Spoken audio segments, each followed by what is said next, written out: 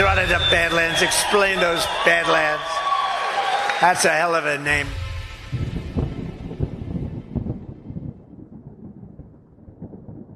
A lot of people have been canceled this year, but that doesn't mean there's not room for a few more. Canceled Club, a party game where you try to get your friends canceled. Click the link below to get yours while supplies last. Click it!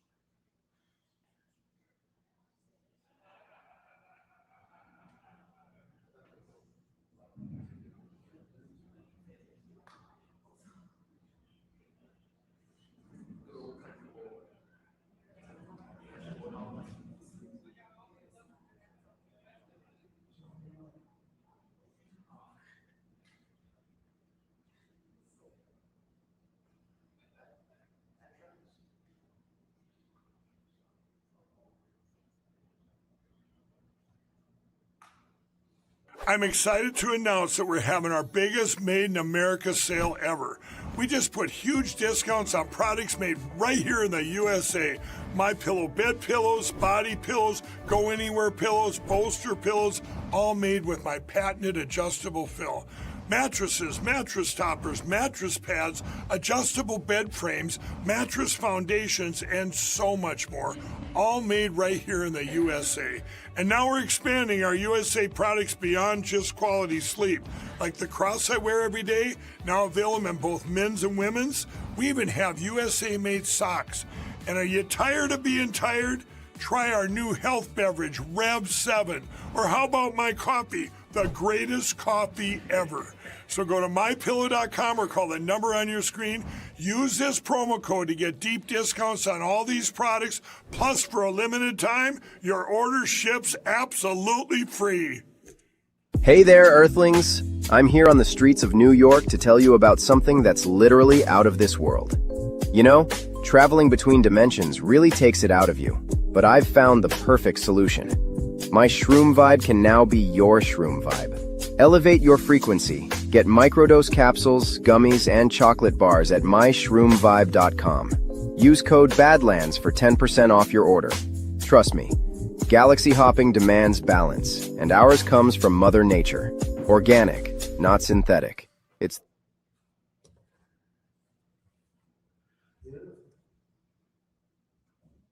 Wow, it's beautiful. It's the first renderings of what we're doing. So I want to wish everybody a big hello and Merry Christmas and welcome to Mar-a-Lago for this exciting announcement of the new Golden Fleet. We're calling it the Golden Fleet that we're building for the United States Navy. As you know, we're desperately in need of ships. Our ships are, some of them have gotten old and tired and obsolete, and we're going to go the exact opposite direction. We're delighted to be joined by Secretary of War Pete Hegseth, who's doing a fantastic job, and Secretary of the Navy, John Phelan. Marco Rubio is here, who gave a great few words toward the end of last week. He spoke for a couple of hours on what a good job we're doing, which is true. As Commander-in-Chief, it's my great honor to announce that I have approved a plan for the Navy to begin the construction of two brand new, very large, the largest we've ever built, battleships.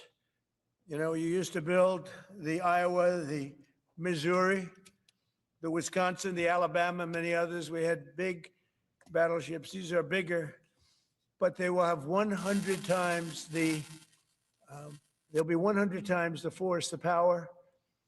And there's never been anything like these ships. These have been under design consideration for a long time. And it started with me in my first term, because I said, why aren't we doing battleships like we used to? And these are the best in the world. They'll be the fastest, the biggest, and by far 100 times more powerful than any battleship ever built. So if you look at the Iowa, the Missouri, Wisconsin, Alabama, and others, but they were similar in size, some a little bit bigger than the others. But if you take the biggest one, it's 100 times more powerful. They're longer by a little bit, but and they're bigger ships, but they hold much more. They use the word lethality. Battleships are the largest, sturdiest, and most heavily armed vessel built specifically for naval combat. While America has built many new warships over the years, they've tended to be smaller and much smaller. And not conducive to where we are and where we're going, and peace through strength. But including, we've been building aircraft carriers. We're going to be upping that also. We're going to be going to a superior aircraft. We have the Ford class. We're going to be upping that to a different class of aircraft carrier. And we haven't built a battleship since 1994. These cutting-edge vessels will be some of the most lethal surface warfare ships. It will be actually the most ever built other than our submarines. We have submarines which will have, in many ways, even more lethality, and we have many of them under construction. Each one of these will be the largest battleship in the history of our country, the largest battleship in the history of the world ever built. And again, it's 100 times more powerful than the previous Iowa class, it's called. Those are the big ones that you'd see on a show. Victory at Sea. I don't know if anyone's seen Victory at Sea, but it was a classic.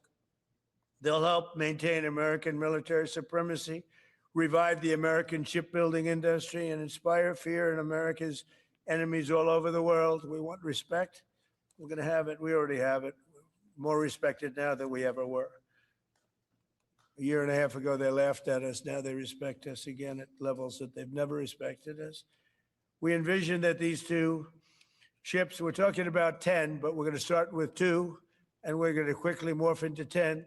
And ultimately, we think it's going to be anywhere from 20 to 25 of these. But we're starting with the first 2 immediately, and we're going to then be very quickly involved with, I think, we're going to do another 8. And then we're going to ultimately and pretty quickly have a total of about 20 to 25. We'll make that determination. We envision that these ships will be the first of a whole new class of battleships to be produced in the years to come. From Theodore Roosevelt, the Great White Fleet, you remember that, the Great White Fleet, to the legendary USS Missouri, whose massive guns helped win World War II. America's battleships have always been unmistakable symbols of national power. We stopped making them for whatever reason, I don't know. And I want to congratulate John Phelan, who is your secretary of the Navy. He came to me the first day we met. He talked about battleships, and I said, "You're absolutely on the right track." He said, "Why are we doing other things? We have missiles, which are much more expensive." By the way, these battleships have tremendous numbers of missiles, but they also have guns. And in many ways, guns can do the trick just as well as missiles at a tiny fraction of the cost.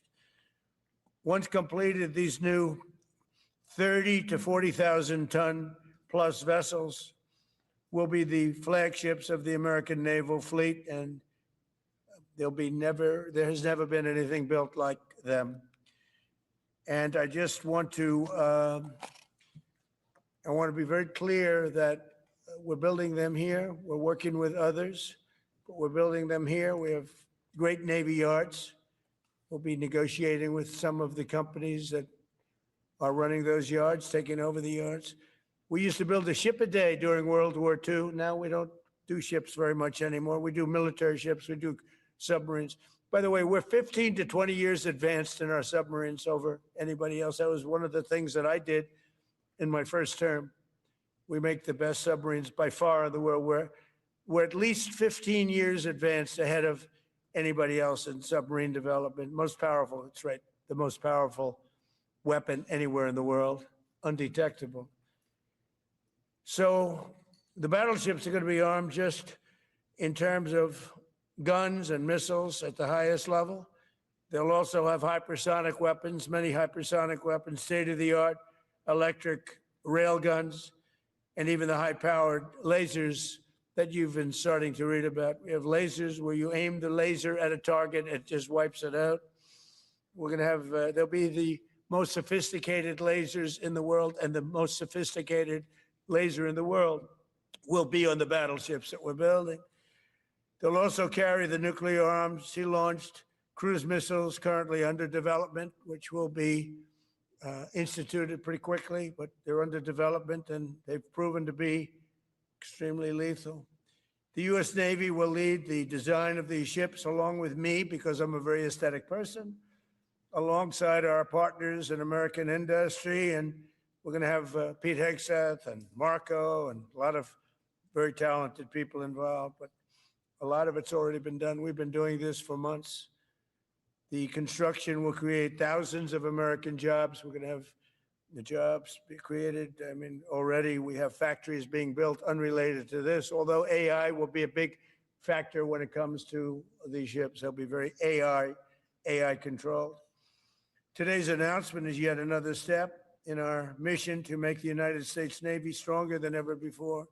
Again, when you talk about 100 times the power of these massive ships that we had years ago, it's pretty amazing. And next week, I'm going to meet with the defense prime contractors. I'm going to meet with them here, Florida. And we're going to be talking about production schedules because they're too slow. We have many countries, allies, that are wanting to buy. We make the greatest equipment in the world by far. Nobody's even close, but they don't produce them fast enough. So we're going to be meeting with them to talk about the production schedules. We're going to have strong production schedules. And the only way they're going to be able to do that is to build new plants. Even with the F-35, we have many people want the F-35 fighter jet, and it takes too long to deliver them to allies or to ourselves. It takes too long. The only way they're going to be able to deliver them is if they build new plants. They don't want to build new plants because that's expensive. So we're going to be discussing production schedules. We're going to be discussing CapEx spending. We'll be discussing the pay to executives where they're making $45 and $50 million a year and not being able to build quickly. They're going to make that kind of money. They have to build quickly. Again, we make the best equipment in the world, but they don't make them fast enough. And we're going to be also discussing dividends. We want the dividends to go into the creation of production facilities. So we'll be talking about all CapEx, dividends, and the pay. We're also going to be talking about buybacks. They spend so much money on buybacks. They want to buy back their stock. I don't want them to buy back their stock. I want them to put the money in plant and equipment so they can build these planes fast, rapidly, like immediately. I mean, I have sold more planes than any president by far, times probably 20. So every time I go someplace, I sell 100 planes. That includes commercial planes, Boeings, et cetera, but it also includes fighter jets. And I'm always having to say 5 years, 6 years, 7 years, helicopters, Apache helicopters, many years. India bought them. They want to get them. They don't want to wait a long time. So we don't want to have executives making $50 million a year, issuing big dividends to everybody, and also doing buybacks. And then they say, well, we don't have the money to build a plant. They got to build plants. Plants to make F-35s, plants to make helicopters, plants to make the F-47 new jet. And that's it. And that's what I'm going to be talking to them about. They're going to start spending money on building airplanes and ships and the things that we need, not in 10 years and 15 years. We need them now. And we're strong about it. Last week, the Navy announced a brand new class of frigate, and they're going to be working with the South Korean company. Hanwha, a good company, recently agreed to invest $5 billion in Philadelphia Naval Shipyard. We're opening up the Philadelphia Shipyard, once a great yard. Now it was a long time ago decommissioned, but now it's reopening, working with the Navy and working with private companies.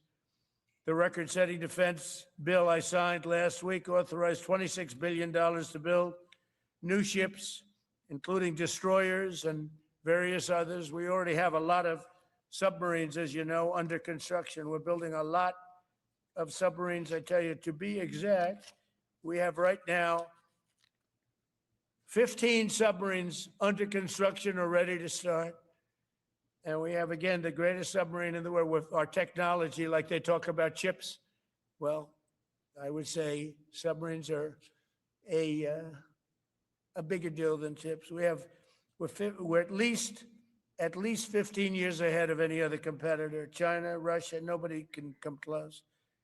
We're also building right now 3 large aircraft carriers in addition to the ones we have. And we have actually, interestingly, we have a lot of submarines. How many submarines do we have now altogether, approximately? Huh? What? Over 30. We have over 30. But these are the super duper subs, and there's nothing like them. So we're going to be doing from 12 to 15 brand new submarines. We have a couple of other things going on. We'll be building other elements of Navy. We'll be fixing up headquarters. We'll be fixing up places for our great sailors to live. And we're going to be working very hard with companies, but we're also going to be penalizing companies that aren't doing a good job. For instance, when they built the Ford, Gerald Ford, the cost overruns were ridiculous. That was done in Norfolk, Virginia. We're going to be talking about that with that company. The cost overruns were out of control. In World War II, the United States built upwards of 4 ships per day. Can you believe it? 4 ships a day on average. And now they weren't all big warships, but there were ships, freighters, tankers. And it's a tragedy that we allowed this incredible capability to just go astray. We don't do that much anymore. We do build our warships, but that's about it. But that's a lot. We're going to restore America as a major shipbuilding power. We're going to ensure the USA is the most powerful fleet anywhere in the world and long into the future, with battleships helping lead the way, and the submarines that, again, nobody competes with us on submarines. So I just want to thank everybody, and I'd like to ask Secretary Hegseth to say a few words, followed by the Secretary, but if you would, Secretary of the Navy. But Pete's doing a fantastic job. By the way, we have drugs are down 96.2% coming into the United States. 92.6 by sea. And soon we'll be starting the same program on land. Land is much easier. But every one of those boats that we knocked out saved 25,000 lives. So we saved 25,000 lives every time we knock out one of those boats with the drugs pouring in. And you just have to see it. I mean, people say, oh, gee, do you think it was really drugs? Well, just take a look. Bags all over the place. That's not fishing equipment. There's no fishing rods on those boats. They move fast. When you see a boat with 4 engines or 5 engines on, going 40, 50 miles an hour, well, they get hit. We save 25,000 lives every single time we knock out a boat. And it's over 96% stopped by sea. We're trying to figure out who the other 4% are, frankly. And we're going to have the same success, but even quicker, because it's much easier on land. If they want to come by land, they're going to end up having a big problem. They're going to get blown to pieces because we don't want our people poisoned. 300,000 people died, probably last year, 300,000. A lot of people say it was 200. Somebody said last night, it was only 175,000 people. That's like 3 stadiums, big football stadiums filled up with people died. But I think the real number is 300,000. We're not going to have that anymore. So we're doing a great job, and we enjoy doing it. Our border is secure. Our country is strong. Trillions of dollars is coming into our country from other countries and companies. They're building factories and plants, including auto plants, all over the United States of America. Without tariffs, they wouldn't be doing anything, although they were very happy with the November 5th election. But it's only because they want to avoid paying tariffs that they're all coming in. And again, the biggest number was $3 trillion in history. That was China many years ago. Now it's $18 trillion, and that's just in 10 months. We think we could hit $20 trillion. That's investment in the United States, including plant and equipment. So thank you very much. And I'll ask Pete to say a few words, and then John. And if you have any questions, we'll take them. Thank you. Well, Mr. President, you're exactly right. There are no fishing poles, no fishermen, and no fishing boats, just drug dealers and narco terrorists. And with every strike, we're saving American lives. No other president was willing to do real deterrence. That's exactly what's happening. It's an honor to be here, Mr. President, Mr. Secretary, Secretary Rubio, to talk about what peace through strength really looks like. You can talk about it, or you can invest in it and you can build it. And that's exactly what President Trump is doing. At the Department of War, we're restoring the warrior ethos. In fact, the president mentioned the NDAA. We put into law merit-based. We put into law getting rid of DEI and political correctness. That's now part of how our military operates. And you've seen it in record recruiting in the spirit of the Department of War. We're rebuilding the military. President Trump did it once. He's doing again with historic investments today in shipbuilding. And we're reestablishing deterrence, whether that's at the border, whether it's through Golden Dome, what happened with Midnight Hammer and what Iran found out, those drug boats, and of course the Houthis opening up the shipping lanes. American strength is back on the world stage. And the announcement of the Golden Fleet, anchored by new battleships, the biggest and most lethal ever, accomplishes all three of those things and marks a generational commitment to American sea power. Across the entire department, we are developing new operational concepts, deploying cutting-edge technologies, and making major investments, including in our Navy. This is happening in all domains, including space, as the president has talked about before anyone else. So it's the highest of domains and the lowest of domains under sea, and especially today in sea power, that always has to be decisive, has been in the history of America, and will continue to be under the leadership of President Trump. We will make sure that anything that flows from our country and with our allies flows freely and uncontested. New and better ships will provide that deterrent today and for generations to come. This new class, these new investments will be the types of things that for decades, for centuries, the American people will look back and thank President Trump for having the vision and the willingness to invest right now in capabilities we need today, tomorrow, and long into the future. So, Mr. President, thank you for this investment, and I'll hand it over now to the Navy Secretary.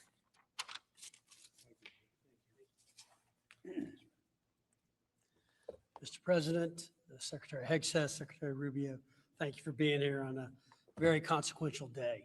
From my very first conversation with President Trump about serving as the Secretary of the Navy, he's talked about the great Iowa-class battleship and why America doesn't build ships anymore with that kind of offensive firepower that takes the fight to the enemy.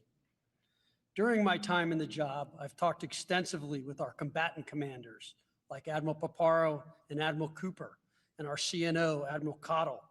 What I've learned is that not only is the president's idea a good one, it's something that Navy desperately needs and now has a formal requirement for.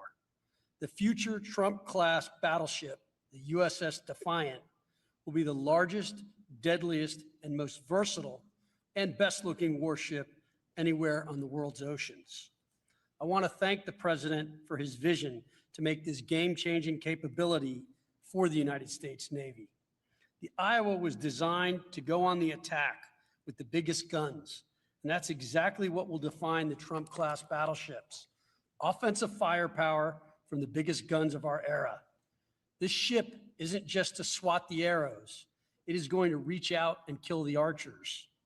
And for the first time in generations, we'll have a new leg in America's nuclear deterrence, because the Trump-class battleship will carry the nuclear-armed sea-launched cruise missile. Striking dominance isn't all that the Trump-class battleship brings to the fight at sea.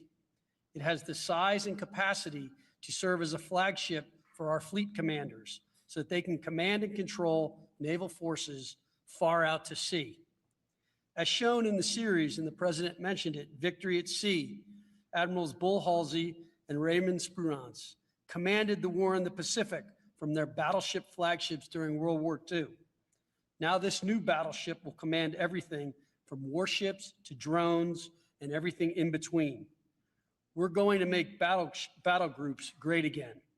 And this is just one piece of the president's Golden Fleet that we're going to build with the investments he talked about. A new frigate, the right frigate, the one our warfighters have told us they need. More amphibious power for our Marines with new capabilities like the medium landing ship.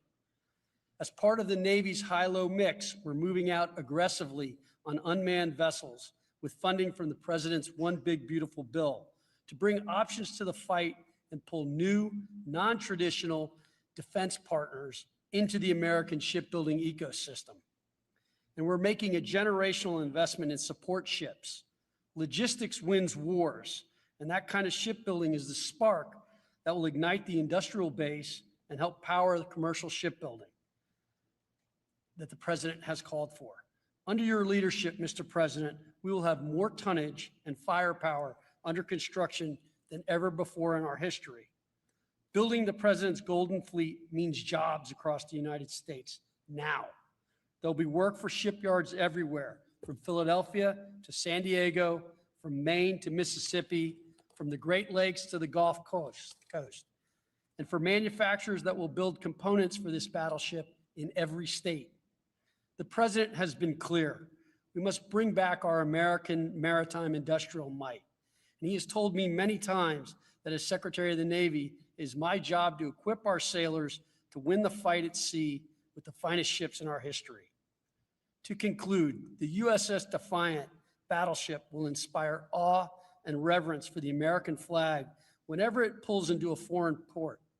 It will be a source of pride for every American when it brings home our brave sailors who will sail defiant, raise their fists, and say, "We are peace through strength." And our adversaries will know when the Trump-class USS Defiant appears on the horizon, American victory at sea is inevitable. Thank you, Mr. President.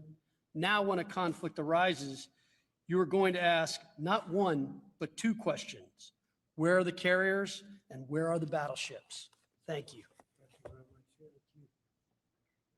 I just want to mention that John Phelan is one of the most successful businessmen in the country, in our country. It's been a tremendous success, and he wanted to do this. And for nothing, he's taken probably the largest salary cut in history.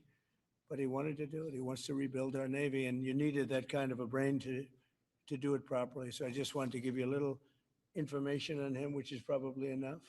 But one of the most successful men in the country, and he's that because he understands it, and he understands finance in addition to what we're talking about.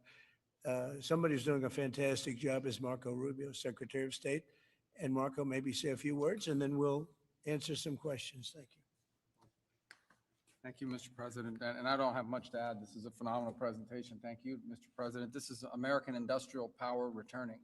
This is the ability, once again, to rebuild, to have industry in the United States.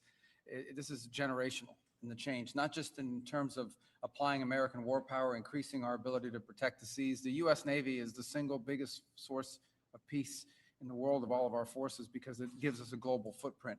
But it rebuilds American industrial capacity. The ability to make things again in our country has been critical to what the president's agenda has been all about, and this is a tangible reminder of it. And I know the country's grateful for it, and generations of Americans will be grateful for it. So thank you.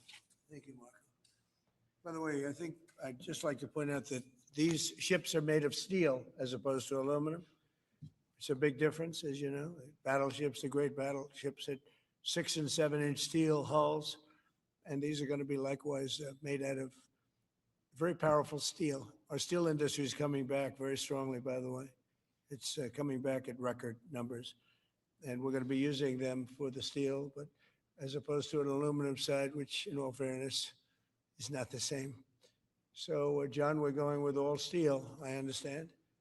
And that's going to be something that people are surprised, more expensive, but not even comparable in terms of the importance and the strength. Yeah, please. What's your timetable for these first two ships, and do you see them as a counter to China? We're going to start almost immediately, and we'll probably talking about 2.5 years. And in terms of the mission, do you see it as a counter to China?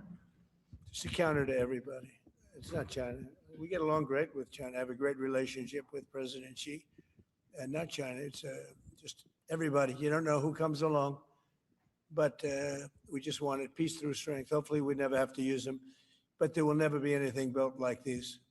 Think of it, those battleships are incredible. These have 100 times the power. Think of that. And they were big and they were powerful. You know, I thought about taking some that are in dry dock and changing them. And then when I said that, you know, if we did, would be about, we could increase, if we doubled them, they'd be at like just a tiny fraction of what one of these was. This is the new technology, which is incredible. So we decided pretty early on not to do that. Yeah, please. Mr. President, Julio Rosas with Most Peaceful Media. You just referenced the lower amount of illegal drugs that are coming by sea, and you just said that you're going to start that same program on land soon. Are you just referring to Venezuela, or are you referring No, to no, other countries in Latin Anywhere America? drugs are pouring in, anywhere, not just Venezuela. Yes, Speaking of Venezuela, Ma'am? oil, what are we going to do with the oil that we have? going to do with what? The oil that has been seized. The United States seized 1.9 million barrels of oil on December 10th. We're going to keep it. We're Where- keeping it. Where's it? Are we going to sell it or We're put it in gonna the keep it. strategic Maybe oil we'll sell reserve? it, maybe we'll keep it. Maybe we'll use it in the strategic reserves. We're keeping it. We're keeping the ships also. Yeah, please. About Venezuela, sir, have you spoken to American oil companies that have had their assets seized about what a post-Maduro Yes. Venezuela would mean for them, of what coming have. back and restarting All operations? the big ones, yeah. I have. Yeah, please. Why do you feel like this initiative was neglected for so many years? And does this come amidst the rising tensions between the U.S. and Venezuela? We're talking about with Venezuela. Yes. Well, you had a different kind of a president before me. They didn't mind being ripped off. They didn't mind being robbed. They didn't mind drugs pouring into our country. They didn't mind the jails of Venezuela and Trinidad being emptied into the U.S., where they take over Colorado and other places. I do mind. So you had a different kind of a president. I hope people are enjoying it because we've never been respected more than we are now. Yeah, please. Thank you. Thank you, Mr. President. Were you surprised by the number of photos of Bill Clinton in the Epstein files? And can you commit to their By full? what? And were you surprised by the number of photos of Bill Clinton in the Epstein files?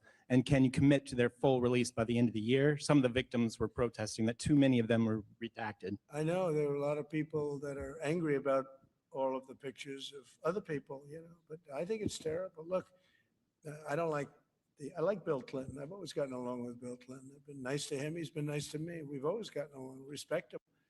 I hate to see photos come out of him, but this is what the Democrats, mostly Democrats, and a couple of bad Republicans are asking for. So they're giving their photos of me too. Everybody was friendly with this guy, either friendly or not friendly, but they, he was around. He was all over Palm Beach and other places. The head of Harvard was his best friend, Larry Summers. And Bill Clinton was a friend of his, but everybody was. I actually threw him out of Mar-a-Lago. And as a person that was in Mar-a-Lago, I threw him out. Mar-a-Lago, this is Mar-a-Lago. It's the hottest place I think it's the hottest place in the world, but it's the hottest place in Florida. And everybody would come here. He'd come here. We actually threw him out. But no, I don't like the pictures of Bill Clinton being shown. I don't like the pictures of other people being shown. I think it's a terrible thing. I think Bill Clinton's a big boy. He can handle it. But you probably have pictures being exposed of other people that innocently met Jeffrey Epstein years ago, many years ago. And they're, highly respected bankers and lawyers and others. And they'll end up, because of guys like Massey, who's a real lowlife, whose polls are down to about 9%, by the way, in the great state of Kentucky. If you look at Kentucky, Kentucky is such a great place, but I don't know, they've got a couple of people on there that are very strange in terms of leadership, but Massey's a loser, and he likes it, and that he works with the Democrats. He's just being used by the Democrats, because what this whole thing is with Epstein is a way of trying to deflect from the tremendous success that the Republican Party has. Like, for instance, today we're building the biggest ships in the world, most powerful ships in the world, and they're asking me questions about Jeffrey Epstein. I thought that was finished.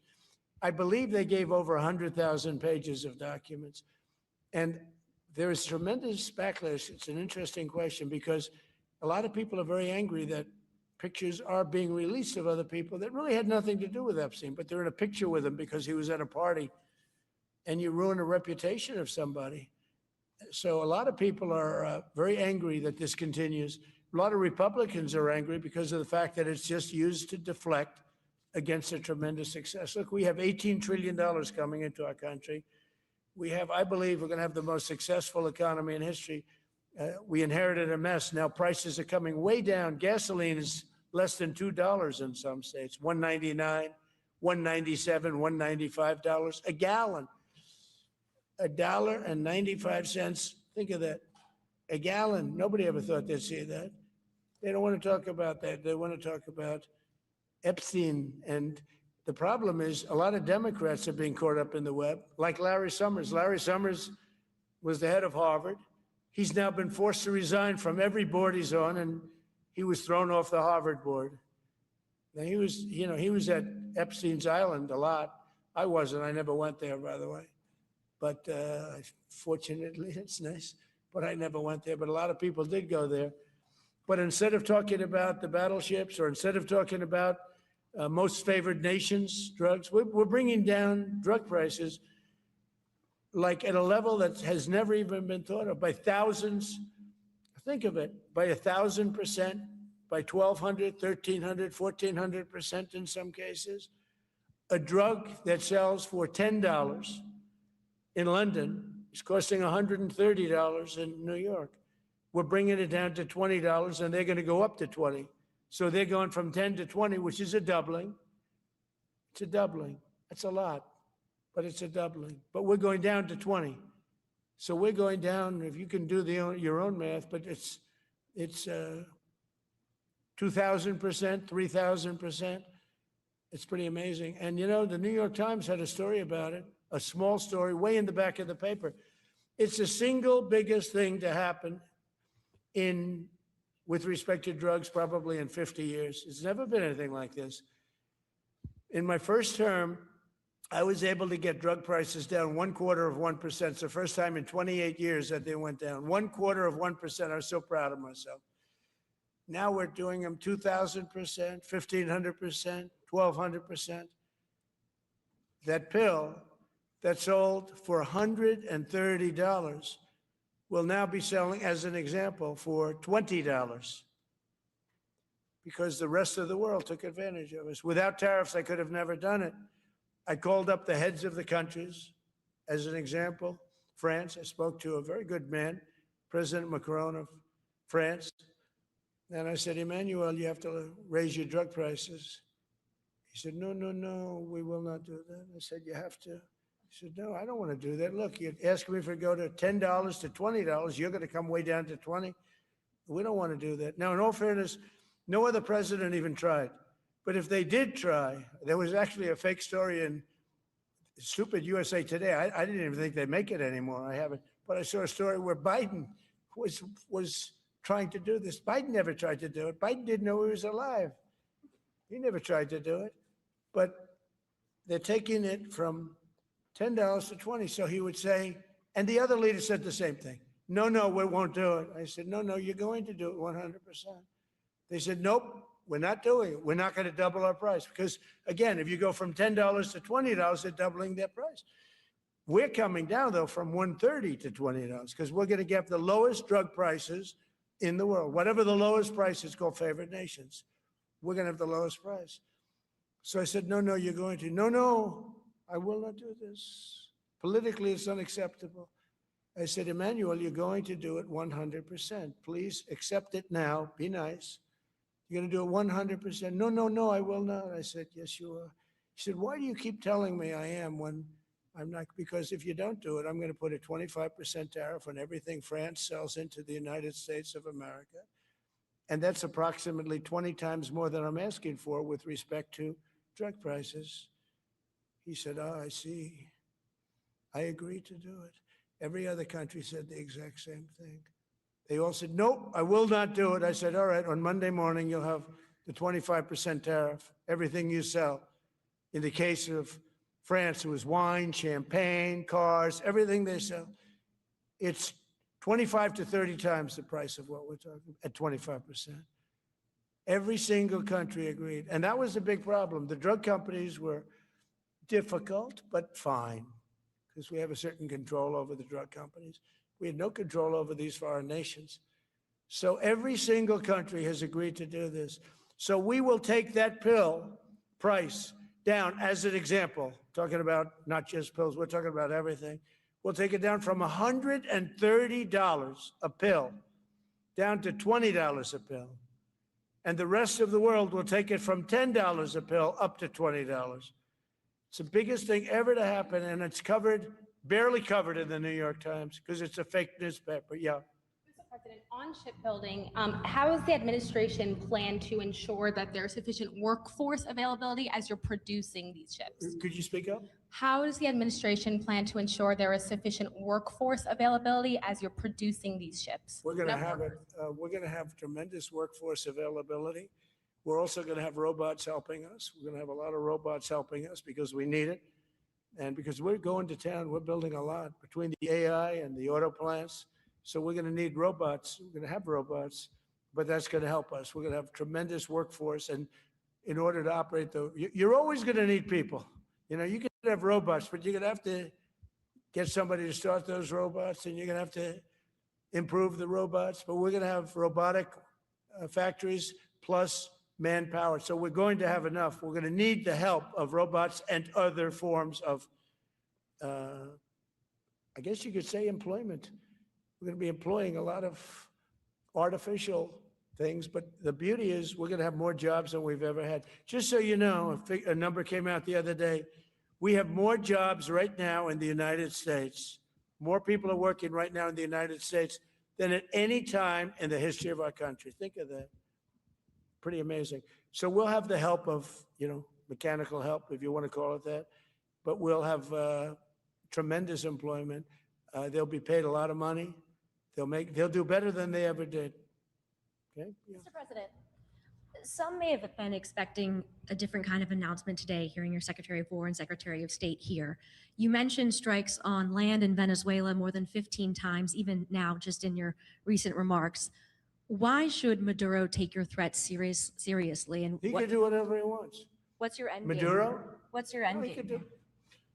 There's no answer. He can do whatever he wants. I mean, we have a massive armada formed, the biggest we've ever had, and by far the biggest we've ever had in South America. He can do whatever he wants. It's all right. Whatever he wants to do. If he wants to do something, if he plays tough, it'll be the last time he's ever able to play tough. But they sent their prisoners into us. They sent people from jails, prisons. They sent people from mental institutions and insane asylums into the United States, just walked right in because Biden had an open border policy. What the Biden administration did to our country can never be forgotten. They took in millions and millions, 25 million people over the course of 4 years. Many of those people were murderers and drug dealers, prisoners, rough prisoners, 11,888 murders. More than half of them killed more than one person. They came into our country. Now, I spoke to Christine Noem today. I spoke to Tom Homan today. He came down to see me. And we had a great meeting. They've done an amazing job. We're getting them out. We're getting them out very fast. But this should have never happened. But Venezuela was Venezuela took advantage of the open borders that Biden created more than any other country. Tren de Aragua, we had gangs all over. Look, I mean, you have a very weak governor in Colorado. Look what happened in Colorado where they would occupy apartment houses. And he didn't want to do anything about it because he was scared. Any other questions? Yeah, go ahead, please. So in response to the United States taking sanctioned oil from Venezuela, Colombian President Gustavo Petro criticized the United States by saying, well, the Southwest is stolen land and that it should be returned to Latin America. I just wanted to know what your response to that is. Well, he has to watch because, he's got drug factories. They make cocaine in Colombia. And he's no friend of the United States. He's very bad guy. And he's got to watch his ass because he makes cocaine and they send it into the United States of America from Colombia. We love the Colombian people. I love the Colombian people. They're great people, energetic, smart, great. But their new leader is a troublemaker. And he better watch it. You better close up those cocaine factories. They have at least 3 major cocaine factories. We know where they are. He better close them up fast, yeah. By the way, it's made and sold into the United States. Comes through Mexico. Thank you, sir. You've named Governor Landry to be new special envoy to Greenland. Yeah. What do you see that role entailing? And is it still your intention that Well, he Greenland called become me part and, of the U.S.? he viewed Louisiana, the Louisiana Purchase. He said, I'm governor of Louisiana. And he said, I didn't call him, he called me. He's very proactive. He's a great guy. He's a deal guy. He's a deal maker type guy. And we need it for national protection. We need Greenland for national protection. They have a very small population. And I don't know, they say Denmark, but Denmark has spent no money. They have no military protection. They say that Denmark was there 300 years ago or something with a boat. Well, we were there with boats too, I'm sure. So we'll have to work it all out. But he felt very strongly, we need it for we need Greenland for national security. Not for minerals. We have so many sites for minerals and oil and everything. We have more oil than any other country in the world. We need Greenland for national security. And if you take a look at Greenland, you look up and down the coast, you have Russian and Chinese ships all over the place. We need it for national security. We have to have it. And he wanted to lead the charge. So we're making him, Marco, today, a special envoy to Greenland. Greenland's a big deal. Yeah. On Ukraine, can you give an update on the talks that took place this past weekend, and could a trilateral discussion of sort be the next step for Ukrainian, U.S. and Russian delegations? So the talks on Ukraine, Russia are going along.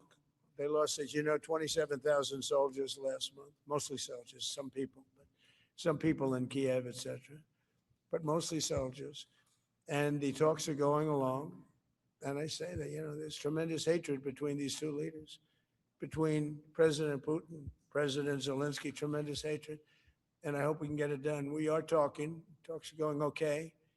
But, I've solved 8 wars. And Thailand is starting to shape up. They started with Cambodia. They started up again. But I think, Marco, we have that in pretty good shape to have that stopped. So we stopped 8 wars. And I thought this would be in the middle of the pack, but maybe easy, but in the middle of the pack. But there's a lot of hatred between those two people. And when there's hatred, there's, but we stopped one war 38 years, one war 35 years, one war was going on for 32 years. And we stopped, think of it, we stopped a potential nuclear war between Pakistan and India. And the head of Pakistan, highly respected general, he's a field marshal. And also the prime minister of Pakistan said, President Trump saved 10 million lives, maybe more, by getting that war. 8 planes were shot down. That war was starting to rage. And he actually said the other day that President Trump saved 10 million lives, maybe more. So we solved all these wars. The only one I haven't solved yet is Russia, Ukraine. Are you still pushing for the Christmas date deadline with Russia and Ukraine? And have you spoken with Putin or Zelensky or plan to push the deal? I'll do whatever I have to do. I mean, I'd like to see it stop. Look, we don't lose any money on that war anymore. Biden gave $350 billion, and who knows what happened to it. We now sell missiles, planes, all of the best military equipment. We sell it to NATO. We got NATO to go from 2% GDP to 5%. Nobody believed that to this day. Nobody's going to write that, but nobody believed it. And they take that money and they pay it to the United States for weapons. So we sell weapons to NATO. We sell full price. We sell weapons to NATO, and NATO takes those weapons and probably distributes them, but gives a lot of them to Ukraine. So we don't lose any money like we did with Biden. He was spending money like a fool. He was a fool. What he did to our country is so horrible. But he gave $350 billion between cash, gave a lot of cash, $350 between cash and weapons. You remember at the beginning of that whole thing, I gave them javelins. Javelins are the anti-tank busters. And President Obama at the time gave them sheets. I gave them javelins. They gave them sheets. But the bottom line, it's time for, I think they're all tired of that war. Everyone's tired of that war. It's got to stop. Yeah, please. The U.S. was in active pursuit of a sanctioned oil tanker yesterday. Are you able to share what became of that tanker? Was the U.S. able to seize it? No, it's moving along, and we'll end up getting it. Yeah, we're actually pursuing it. Can you imagine? Because it came from the wrong location. It came out of Venezuela, and it was sanctioned. Yeah, please. Ultimate goal in Venezuela to force Maduro from power. Well, I think it probably would. I can't tell that. That's up to him what he wants to do. I think it would be smart for him to do that. But again, we're going to find out. Look, Venezuela did terrible things to the United States. They sent hundreds of thousands of people, millions of people into our open border. They sent their criminals, they sent their prisoners, they sent their drug dealers, they sent their mentally insane and incompetent people into our country more than any other country. Others did too. The Congo did. Others did too, and we just let them come right in because we were run by a stupid president. But you don't have a stupid president anymore.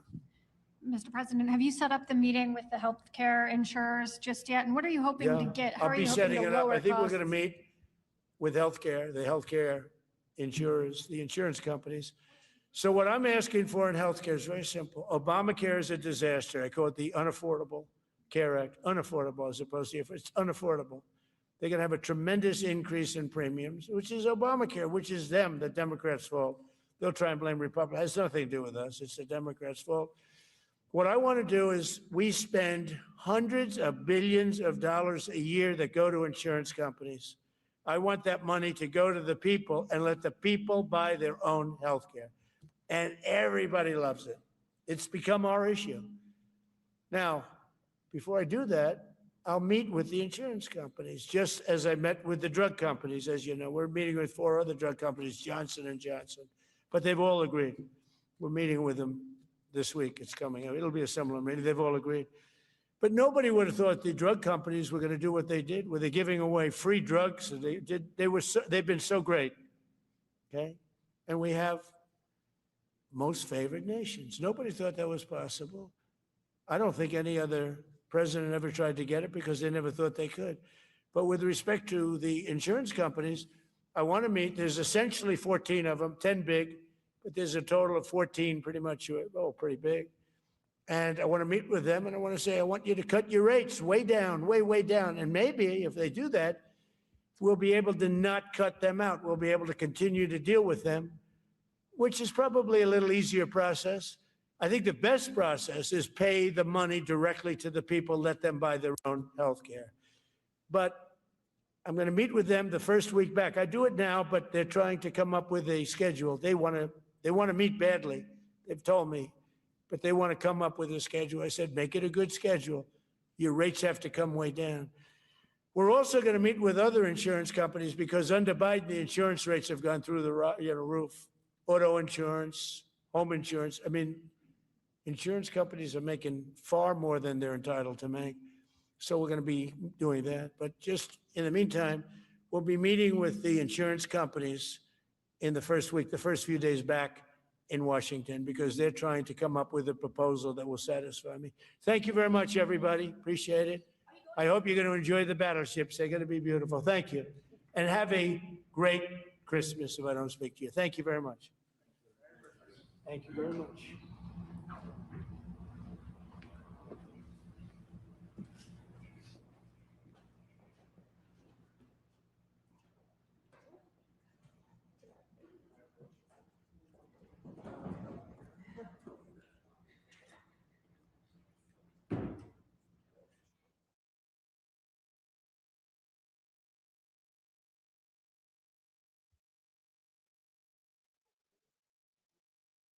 Soft disclosure, just dropped new favorites for the season. The lotion, your 5-ounce favorite, is still here. And now we've added full 11-ounce bottles. New, lavender tea tree deodorant, clean, calm, and effective. New tallow bars, chamomile lemon rose and naked. Rich moisture that actually works. And now the lineup is complete. Beard oil in unscented and spiced vanilla. Palo lip balms, available in chamomile mint, vanilla, naked, and vanilla tangerine. Palo bar minis for pocket-ready hydration. Available in vanilla coffee and naked. And finally, lavender vanilla lotion. Clean, calm, and made to work.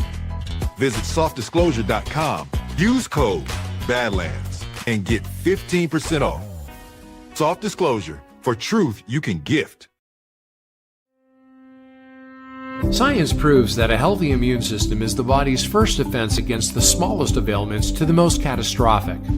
Coriolus versicolor is the most sought-after, all-natural supplement for both humans and pets to help boost the immune system. There are over 400 studies worldwide on its effectiveness in humans, including Sloan Kettering Cancer Center, MD Anderson Cancer Center, and now from the University of Pennsylvania School of Veterinary Medicine. Together, we can help reverse this terrible tide now plaguing your loved ones and give them the immune-boosting supplements that they need.